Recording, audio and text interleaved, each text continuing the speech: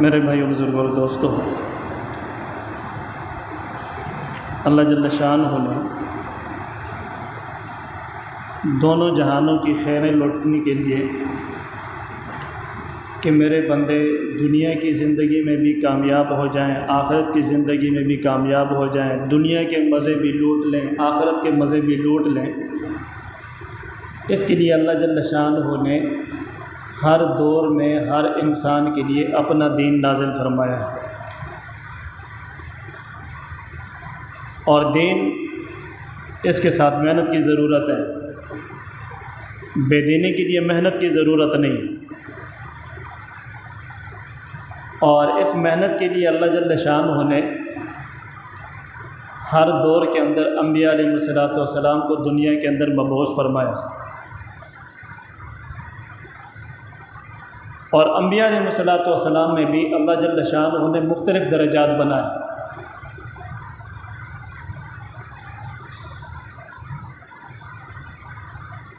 کہ 25 بڑے انبیاء علیہ السلام، ان کا مقام باقی انبیاء علیہ السلام سے افضل، اور ان سارے انبیاء علیہ السلام میں سے ہمارے نبی حضرت محمد صلی اللہ علیہ وسلم کو اللہ جل شانہ نے نہ صرف نبی بنائے بلکہ نبیوں کا سردار بنا کر بھیجا، کہ وہ خاتم الانبیاء ہیں، وہ خاتم الرسول ہیں، امام الانبیاء ہیں۔ سب سے پہلے اللہ جل شانہ نے جس انسان کا نور پیدا کیا تو وہ حضور پاک صلی اللہ علیہ وسلم تھے، اور سب سے پہلے جنت میں داخل ہونے والے بھی ہمارے نبی حضرت محمد صلی اللہ علیہ وسلم۔ اب باقی انبیاء علیہ السلام کی شریعتیں وہ ایک خاص وقت کے لیے تھیں، ایک خاص لوگوں کے لیے تھیں، خاص وقت تک کے لیے تھیں۔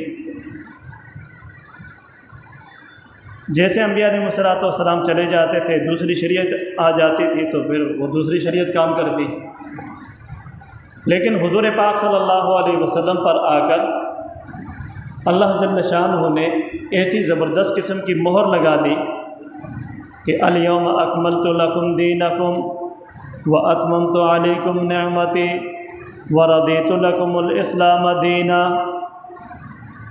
کہ اب قیامت تک اگر کسی نے کامیاب ہونا ہے تو وہ اسلام سے ہی کامیاب ہوگا، کہ اسلام کے علاوہ کوئی اور عمل لے کر اللہ جل شانہ کے ہاں پہنچے گا تو اس کا کوئی عمل بھی اللہ کے ہاں قبول نہیں ہوگا۔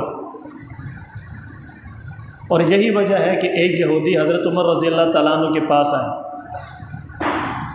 اور انہوں نے آ کر کہا کہ آپ قرآن کی ایک آیت پڑھتے ہو، یہ آیت اگر ہمارے اوپر نازل ہوتی تو جس دن یہ آیت نازل ہوئی تھی ہم اس دن کو اپنی عید کا دن بنا لیتے۔ تو اس پہ حضرت عمر رضی اللہ تعالیٰ عنہ ہنس پڑے، کہا کہ تم سچ کہتے ہو کہ میں اس آیت کے بارے میں سب سے زیادہ جاننے والا ہوں، کہ جس دن یہ آیت نازل ہوئی تھی اس دن ہماری 2 عیدیں تھیں، ایک عید نہیں تھی، تم تو ایک عید بناتے ہیں۔ جس دن یہ آیت نازل ہوئی تھی اس دن ہماری 2 عیدیں تھیں، کہ ایک تو جمعے کا دن تھا، کہ جمعے کے دن بھی مسلمانوں کے لیے ہفتے کی عید ہوتی ہے، کہ پورے ہفتے میں جتنی نعمتیں آدمی استعمال کرتا ہے تو اس کا شکریہ ادا کرنے کے لیے ایک اجتماع کی صورت میں اللہ جل شانہ کے سامنے ہم سجدہ ریز ہوتے ہیں۔ اور دوسری جو عید تھی وہ عرفہ کا دن تھا، 8 ذی الحج، حج کا موقع تھا، عرفات کے میدان کے اندر یہ آیت نازل ہوئی تھی۔ تو انبیاء علیہ السلام کی شریعتیں تبدیل ہوتی رہی، حضور پاک صلی اللہ علیہ وسلم کو جو شریعت دی گئی یہ کبھی تبدیل نہیں ہوگی، قیامت تک کے لیے اللہ جل شانہ نے اس کو مقرر کر دیا۔ اب قیامت تک آنے والے جتنے بھی انسان ہیں ان کو تو حکم یہ دیا گیا کہ اس نبی کی اقتداء کرو، اگر اس نبی کی اتباع کر کے تم آگے تو کامیاب۔ بلکہ حضور اکرم صلی اللہ علیہ وسلم ایک دفعہ حضرت عمر رضی اللہ تعالیٰ عنہ کو دیکھ رہے، حضرت عمر رضی اللہ تعالیٰ عنہ کو کہیں تورات کی ایک تختی مل گئی، بڑے خوش کہ میں جاؤں گا اور حضور اکرم صلی اللہ علیہ وسلم کو موسیٰ علیہ السلام کی تورات کی تختی پڑھ کر سناؤں گا، وہ بھی بڑے خوش ہوں گے۔ کہ جیسے حضور پاک صلی اللہ علیہ وسلم اللہ کے نبی ہیں، موسیٰ علیہ السلام بھی اللہ کے نبی تھے، جیسے قرآن اللہ کی کتاب ہے، تورات بھی اللہ کی کتاب، تو میں جب یہ جا کے حضور اقدس صلی اللہ علیہ وسلم کے سامنے سناؤں گا تو وہ خوش ہو جائیں گے۔ تو اب اس چیز کو لے کے حضرت عمر رضی اللہ تعالیٰ عنہ حضور پاک صلی اللہ علیہ وسلم کے سامنے آئے اور اجازت نہیں دی، اسی طریقے سے پڑھنا شروع کر دیا۔ اب باقی جو صحابہ ہیں، حضرت ابوبکر صدیق رضی اللہ تعالیٰ عنہ، وہ دیکھ رہے ہیں کہ حضور اقدس صلی اللہ علیہ وسلم کے چہرے کا رنگ بدل رہا ہے، اور یہاں تک حضور اقدس صلی اللہ علیہ وسلم کی کیفیت بن گئی کہ صحابہ نے تو اپنے تلواریں تک بھی نکال لیا۔ ایک روایت کے اندر یہاں تک آتا ہے کہ صحابہ نے اپنی تلواریں تک نکال لی، کیونکہ ان کو تو پتہ نہیں تھا کہ کس وجہ سے یہ ہو رہا ہے، کہ جو آدمی حضور اقدس صلی اللہ علیہ وسلم کو پریشان کرنے والا ہے ہم اس کی گردن اڑا دیں۔ لیکن حضور اقدس صلی اللہ علیہ وسلم کی منشا کو سب سے زیادہ جو سمجھنے والے تھے وہ حضرت ابوبکر صدیق رضی اللہ تعالیٰ عنہ تھے۔ وہ سمجھ گئے کہ حضور اقدس صلی اللہ علیہ وسلم کو کیا چیز پریشان کر رہی ہے۔ حضرت عمر رضی اللہ تعالیٰ عنہ کو متوجہ کیا کہ عمر یہ تو کیا کر رہا ہے، ذرا حضور کی طرف بھی دیکھ۔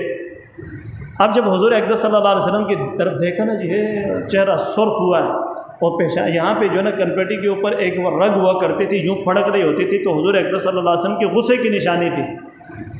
تو حضرت عمر رضی اللہ تعالیٰ بھی سمجھ گئے کہ بھئی میرے اوپر غصہ ہے، تو فوراً رضیت باللہ ربا وبالاسلام دینا ومحمد صلی اللہ علیہ وسلم نبیا، رضیت باللہ ربا وبالاسلام دینا ومحمد صلی اللہ علیہ وسلم نبیا، کہ میں تو اللہ کو رب مانتا ہوں، اللہ کے رسول کے علاوہ کسی کو نبی نہیں مانتا، اور میں اسلام کو ہی اپنا دین سمجھتا ہوں۔ میں نے اگر تورات کی تختی پڑھی ہے تو میں آپ سے منحرف ہو کر کسی اور طرف نہیں گیا۔ رضیت باللہ ربا وبالاسلام دینا ومحمد صلی اللہ علیہ وسلم نبیا۔ تو اس پہ حضور اقدس صلی اللہ علیہ وسلم نے فرمایا کہ یہ جو قرآن میں لے کر آیا ہوں، اے عمر تو اس کو اپنی نجات کے لیے کافی نہیں سمجھتا؟ جو قرآن میں لے کر آیا ہوں کیا تو اسے اپنی نجات کے لیے کافی نہیں سمجھتا؟ پھر آگے حضور اقدس صلی اللہ علیہ وسلم نے فرمایا کہ اس رب کی قسم جس نے مجھے حق دے کر دنیا کے اندر بھیجا ہے، اگر اس وقت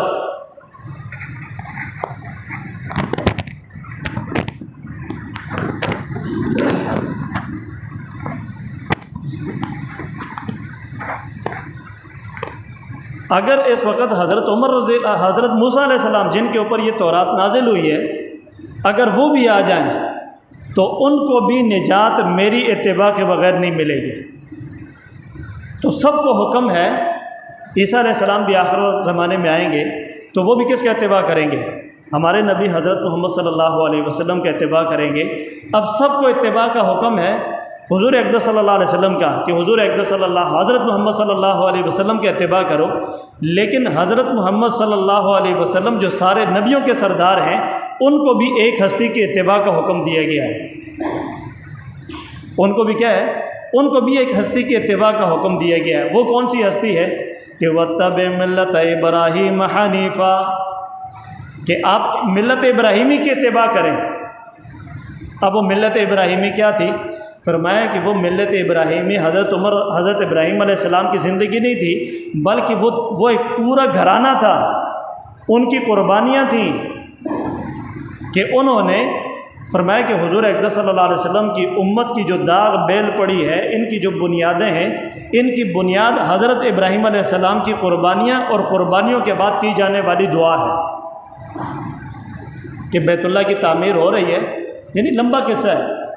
پہلے تو حضرت ابراہیم علیہ السلام اپنی قوم کو دعوت دیتے رہے، نہیں مانی بات، یہاں تک کہ آگ میں بھی ڈال دیے گئے۔ پھر وہاں سے جو نا وہ عراق چھوڑ کے پھر وہ چلے گئے شام کی طرف۔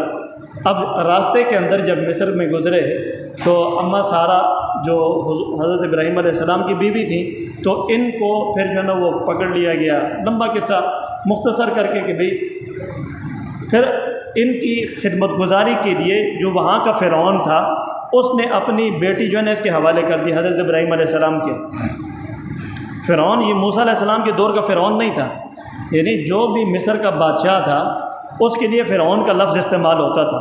جیسے ایران کا جو بادشاہ ہوتا تھا، نام اس کا مصعب ابن ولید تھا، جو موسیٰ علیہ السلام کے دور میں فرعون تھا جو مشہور ہے، تو اس کا نام اصل میں مصعب بن ولید تھا، لیکن بادشاہ جو بھی ہوتا تھا اس کو فرعون کہتے تھے۔ ایران کے بادشاہ کو کسریٰ کہا جاتا تھا۔ تو یوں وہ جو فرعون تھا اس وقت کا فرعون تھا، تو اس نے اپنی بیٹی یہ جو اماں ہاجرہ ہے تو یہ پھر دے دی، بعد میں جو نا حضرت ابراہیم علیہ السلام نے ان سے نکاح کر لیا۔ تو فرمایا کہ یہ قربانیوں کا ایک سلسلہ وہاں سے شروع ہوا کہ اللہ جل شانہ نے اس خاندان کو حکم دیا کہ جاؤ اور جا کے جو نا وادی غیر ذی زرع، کہ بالکل بیابان وادی ہے، وہاں پہ جا کے پڑاؤ ڈال دو۔ اب جو نا اماں ہاجرہ بھی اور جو ہے وہ حضور حضرت ابراہیم علیہ السلام بھی، حضرت اسماعیل علیہ السلام، یہ چھوٹے سے بچے اب ان کو لے کے جو نا جا رہے ہیں۔ بیوی کو نہیں پتہ کدھر جا رہے ہیں، بچہ تو پتہ ہی نہیں ہے۔ اب وہ چلتے بھئی ہمارا جو ہے نا وہ ہماری منزل کدھر ہے، ہمارا پڑاؤ کدھر پڑے گا، اور جو کچھ اپنے پاس تھا وہ بھی سب کچھ ختم ہو گیا۔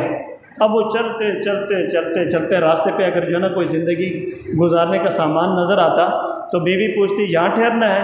کہا نہیں، مجھے اللہ جل شانہ کی طرف سے حکم کا انتظار ہے، مجھے اللہ جل شانہ کی طرف سے حکم کا انتظار ہے۔ جب اللہ جل شانہ کا حکم ہوگا، جہاں ٹھہرنے کا حکم ہوگا وہاں پہ ٹھہر جاؤں گا۔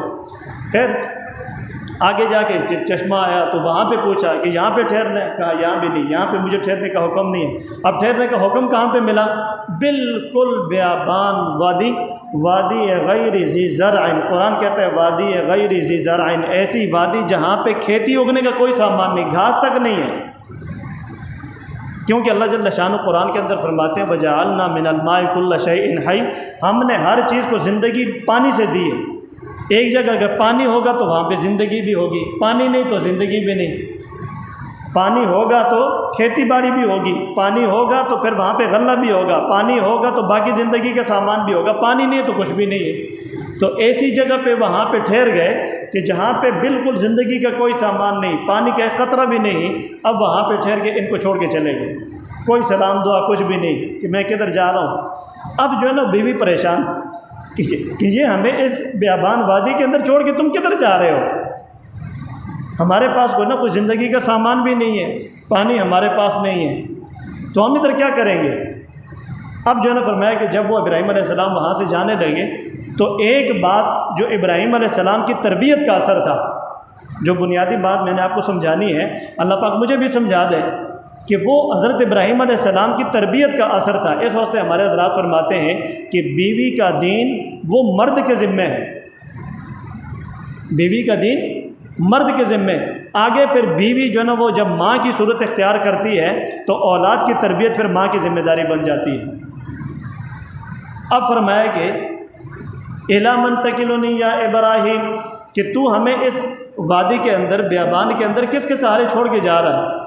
اب فرمایا کہ جب جو نا وہاں سے کوئی جواب نہیں ملا تو خود اماں ہاجرہ بولی کہ کیا اللہ جل شانہ کے حکم سے آپ ایسا کر رہے ہو؟ کیونکہ دیندار آدمی کبھی بھی حقوق العباد کے اندر جو نا وہ کمی نہیں کرے گا، کہ وہ اللہ جل شانہ کے حقوق کو بھی پورا کرنے کی کوشش کرے گا، اور بندوں کے حقوق کو بھی، چاہے وہ بیوی کی صورت میں ہو، بچوں کی صورت میں ہو، پڑوسیوں کی صورت میں ہو، باقی مسلمانوں کی صورت میں ہو، ان کو پورا کرنے کی کوشش کرے گا۔ کیوں؟ وہ اللہ سے ڈرتا ہے، اس کے دل میں کیا ہوتا ہے؟ اللہ کا ڈر ہوتا ہے۔ تو اب جو نا وہ تو میاں بیوی کے حقوق کو ادا کرنے والے تھے، اتنی بڑی ہستی تھی، تو یہ تو کبھی بھی میرے ساتھ ظلم نہیں کر سکتے، تو کیا یہ اتنا بڑا قدم جو آپ اٹھا رہے ہو تو آپ اللہ کے حکم سے اٹھا رہے ہو؟ تو اس پہ جو نا انہوں نے اس بات کے اندر سر ہلایا کہ ہاں اللہ جل شانہ کا حکم ہے، اللہ جل شانہ کا حکم ہے۔ تو اس وقت وہ تربیت کا اثر ظاہر ہوا، اِذًا لَن يُضَيِّعَنَا اللَّهُ، کہ اگر اللہ کے حکم سے آپ ہمیں چھوڑ کر جا رہے ہو تو پھر اللہ پاک ہمیں ضائع نہیں کرے گا، اللہ پاک ہمیں ضائع نہیں کرے گا۔ آج تو اللہ معاف کرے دیندار سے دیندار آدمی کو بھی یہ ذہن نہیں، وہ یہ کہتا ہے کہ میں اگر جو نا چلے کے لیے جاؤں گا، 4 مہینے کے لیے جاؤں گا، میرا کیا ہوگا، میرے بیوی بچوں کا کیا ہوگا۔ آج بستے گھروں کے اندر جو نا بیوی بچوں کو چھوڑنا ہمارے لیے مشکل ہے، اور وہ وہاں پہ حضرت ابراہیم علیہ السلام بیابان وادی کے اندر اپنے گھر والوں کو چھوڑ کے جا رہے ہیں۔ اب فرمایا کہ اس دوران پھر جو نا ایک دفعہ آئے، بچہ جو نا وہ چلنے پھرنے کے قابل ہو گیا، تو اب جو نا وہ آئے کیسے کہ ابراہیم علیہ السلام کو خواب آئی کہ آپ اپنے بیٹے کو کیا کر رہے ہیں؟ ذبح کر رہے ہیں۔ پھر دوسری دن پھر خواب آئی، تیسری دن پھر خواب آئی۔ علماء کرام فرماتے ہیں کہ ابراہیم علیہ السلام کو ذبح کر، کیونکہ انبیاء علیہ السلام کا جو خواب ہوتا ہے وہ بمنزلہ وحی کے ہوتا ہے، وہ بمنزلہ وحی کے، کہ اللہ جل شانہ کا حکم ہے کہ آپ کیا کرو، اپنے بیٹے ابراہیم کو ذبح۔ اب جو نا چونکہ وہ بیٹے کی محبت بھی دل سے نکالنی تھی، جس بچے کو بھی دیکھتے وہ ابراہیم یاد آتا کہ میرا ابراہیم اس وقت یوں کھیل رہا ہوگا، یہ کر رہا ہوگا، وہ کر رہا ہوگا۔ تو خیر وہ لمبا قصہ ہے، میں مختصر سی کہ وہاں سے پھر جو نا جب وہ بلایا گیا کہ آپ جاؤ اور اپنے اسماعیل کو کیا کرو، ذبح کرو، تو اسماعیل علیہ السلام کو ذبح کرنے کے لیے ابراہیم علیہ السلام پہنچ گئے۔ یا اللہ میں جو نا حاضر، میں یہ لبیک اللہم لبیک، یہ حاضری نہیں ہے کہ میں بیت اللہ میں پہنچ گیا، لبیک اللہم لبیک، یا اللہ تیرے حکم کے لیے میرے سارے جذبات قربان، میری جان قربان، میری اولاد قربان، میرا سب کچھ قربان، تو اگر راضی ہو جائے اور یہ ساری کی ساری قربانیاں اگر تو مجھ سے لے کر مجھ سے راضی ہو جائے تو سودا سستا ہے۔ تو اب جو ہے نا فرمایا کہ ابراہیم علیہ السلام نے اسماعیل علیہ السلام اپنے بیٹے سے پوچھا، بیٹے سے پوچھا کہ یا بنیا، اے میرے بیٹے، انی آرا فی المنام، کہ میں نے خواب دیکھا ہے کہ انی اذبحک کا، میں تجھے ذبح کر رہا ہوں۔ اب بیٹے کو بھی پتہ ہے کہ میرا باپ نبی ہے اور نبی کی خواب کیا ہوتی ہے، بمنزلہ وحی کی ہوتی ہے، تو انہوں نے بھی آگے سے کیا کہا کہ ماذا ترا، تیرا کیا خیال ہے؟ ابراہیم علیہ السلام پوچھ رہے تیرا کیا خیال ہے؟ تو اس پر علماء کرام فرماتے ہیں کہ یہ تیرا کیا خیال ہے، اس کا یہ مطلب نہیں ہوتا کہ تو اگر کہے گا تو ذبح کر دوں گا، تو اگر نہیں کہے تو چھوڑ دوں گا، نہیں، ذبح تو کرنا ہے، ذبح تو کرنا ہے، اللہ کا حکم ہے، وہ میں نے حکم پورا کرنا ہے۔ اب یہ بتا کہ بھی کس طریقے سے کروں، میں نے اللہ کے راستے میں جانا تو ہے، یہ نہیں کہ بھی مشورہ یہ کرنا ہے کہ بھی جانا ہے کہ نہیں جانا، جانا تو ہے، کیسے جانا ہے، کس طریقے سے جائیں۔ تو اب جو ہے نا فرمایا کہ فانظر ماذا ترى، اب تو بتا کہ بھی کیسے کرنا ہے۔ تو قالا، تو ابراہیم علیہ السلام کو بیٹا جواب دے رہا ہے، قالا اے ابا جی، یا اباتے، اے ابا جی، افعل ما تؤمر، جیسے اللہ جل شانہ کا حکم آیا ہے آپ بالکل اسی طریقے سے اس حکم کو پورا کریں، میری طرف آپ جو نا بالکل دھیان نہ دیں کہ بیٹا کیا کہے گا کیا نہیں کہے گا، آپ کو جو اللہ جل شانہ جس طریقے سے حکم دیا ہے افعل ما تؤمر، اسی طریقے سے آپ اللہ کے حکم کو پورا کریں۔ ستجدنی انشاءاللہ من الصابرین، میں صبر کرنے والوں میں سے ہوں گا۔ آپ جو نا آپ کو اللہ جل شانہ دکھائے گا، ستجدنی انشاءاللہ من الصابرین، کہ مجھے اللہ جل شانہ صبر کرنے والوں میں شمار کرے گا۔ اب فرمائے کہ بیٹا بھی تیار اور باپ بھی تیار، باپ ذبح کرنے کے لیے تیار اور بیٹا ذبح ہونے کے لیے تیار۔ اب جو ہے نا وہ گھر والوں کو نہیں بتایا کہ میں بیٹے کو کس لیے لے کے جا رہا ہوں، ذبح کرنے کے لیے لے کے جا رہا ہوں۔ اب وہ اپنی بیوی سے کہا، اماں ہاجرہ سے کہا کہ اس کو جو ہے نا تیار کرو، اس کو کیا کرو، اس کو تیار کرو، اس کو میں نے جو ہے نا بڑی جگہ لے کے جانا ہے، اس کو میں نے بڑی جگہ لے کے جانا ہے۔ اب وہ بڑے اچھے طریقے سے تیار کیا۔ اب جب لے کے چلے تو پہلا وار جو ہے نا وہ اماں ہاجرہ پہ کیا شیطان نے، کہ تمہیں پتہ ہے یہ باپ جو ہے نا اپنے بیٹے کو کدھر لے کے جا رہا ہے؟ کہا کدھر لے کے جا رہا ہے؟ باپ ہے کدھر کسی طرف بھی لے کے جائے؟ کہا کہ نہیں، وہ تو کہتا ہے کہ میں اس کو ذبح کرنے کے لیے لے کے جا رہا ہوں۔ کہا یہ کیسے ہو سکتا ہے کہ جو نا باپ اپنے بیٹے کو ذبح کرے؟ نہیں، وہ کہتا ہے کہ مجھے اللہ کا حکم اس طریقے سے ملا ہے کہ مجھے اللہ کا حکم ملا ہے کہ میں اپنے بیٹے کو کیا کروں، ذبح کروں۔ کہا کہ جب اللہ جل شانہ کا حکم ہے تو پھر جو ہے نا اس کے ذبح ہونے میں ہی خیر ہے۔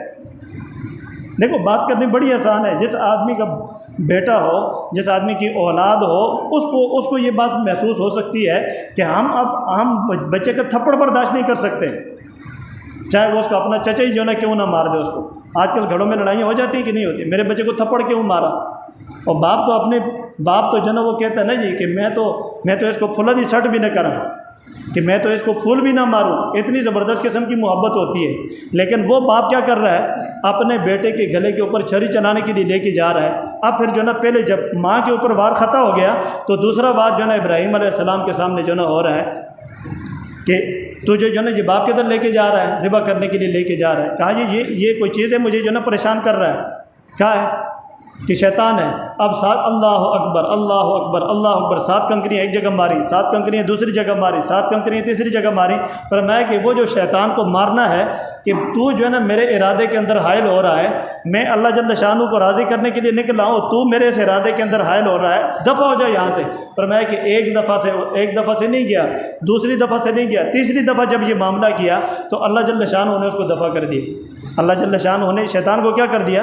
دفع کر دیا۔ اب جو ہے نا وہ لٹایا، فلما اسلما، جب وہ دونوں راضی ہو گئے، باپ بھی بیٹا بھی، فلما اسلما وتلہ للجبین، اب پھر اوندے منہ لٹا دیا، اوندے منہ۔ بعض علماء تو فرماتے ہیں کہ پہلے سیدھے لٹایا ہوا تھا اور جب جو ہے چھری چلائی گئی گردن کے اوپر تو چھری نہیں چلی، چھری نہیں چلی۔